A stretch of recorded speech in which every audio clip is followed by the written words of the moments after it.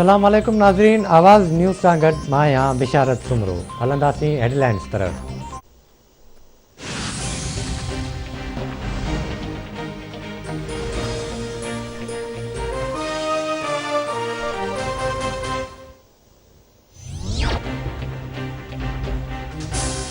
मुल्क में corona virus जा हाञा जारी। कोरोना वायरस वधीक 63 ॼणनि खां हयातियूं घुरकाए वियो।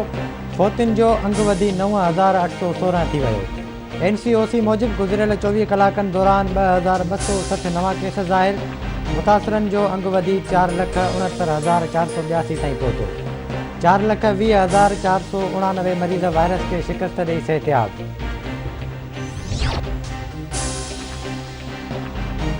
माउंट मंगोई में पाकिस्तान ऐं न्यूज़ीलैंड विच में पहिरीं टेस्ट मैच जारी। न्यूज़ीलैंड जी पाकिस्तान ख़िलाफ़ बैटिंग जारी।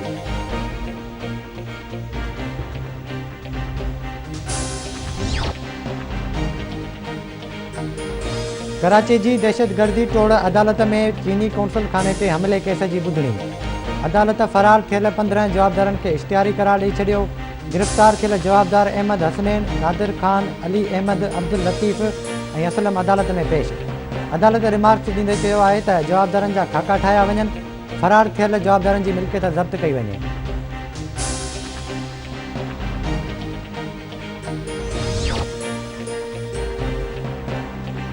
कराची जी एहतसाब अदालत में रोशन अली कनासरो ऐं ॿियनि जवाबदारनि ख़िलाफ़ करप्शन रेफरेंस ते ॿुधणी।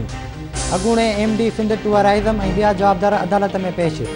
जवाबदार वकार शाह अदालत में पेश न थी सघियो। अदालत पारां ईंदड़ ॿुधणी ते सभिनी जवाबदारनि खे हाज़िरी यकीनी बणाइण जो हुकुम। अदालत रेफरेंस जी ॿुधणी 6 जनवरी ताईं मुलतवी करे छॾी। वज़ीर आज़म इमरान ख़ान अॼु चकवाल जो 1 ॾींहं जो दौरो कंदो।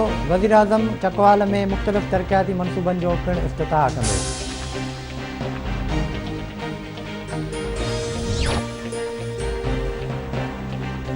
नून लीग जी मरकज़ी नायब सदर मरियम नवाज़ अॼु सखर पहुचंदी।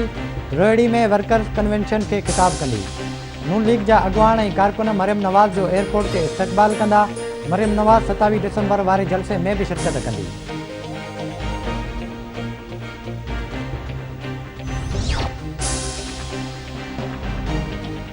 अॻूणे सदर आसिफ अली ज़रदारीअ जो वेझो साथी गुलाम कादिर मरी पंहिंजे बयान तां फिरी वियो।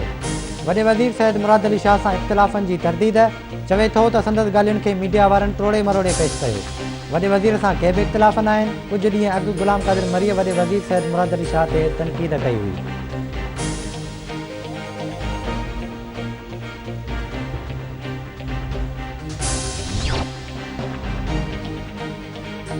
भिटशाह वेझो खंडू स्टॉप वटि तेज़ रफ़्तार कार कल्टी। पंजाब वासी पीरसन कासिम अली फोत। इतलाबाद पुलिस वाक़े वारे हंधि पहुची लाश इस्पताल मुंतक़िल कयो। पुलिस जो चवणु आहे त वाक़ियो तेज़ रफ़्तारी सबबु पेश आयो।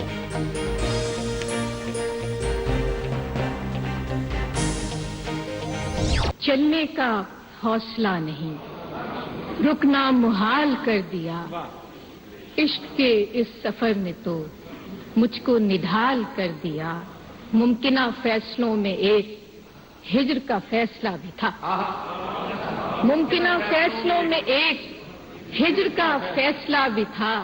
हमने तो एक बात की, उसने कमाल कर दिया।